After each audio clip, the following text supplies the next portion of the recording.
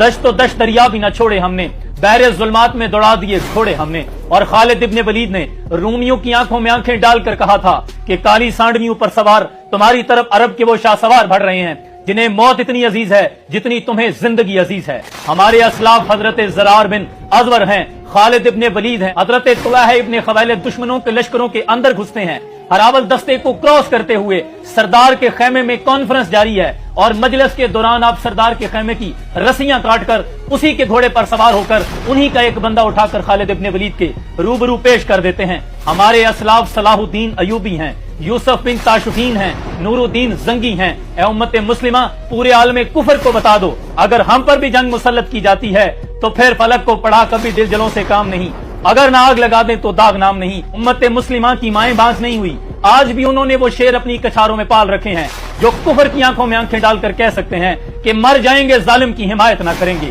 احرار کبھی ترک روایت نہ کریں گے، اور اگر تیرے نام پر جنگ ہو گئی تو مجھ جیسے بزدل بھی پہلی صف میں کھڑے ملیں گے۔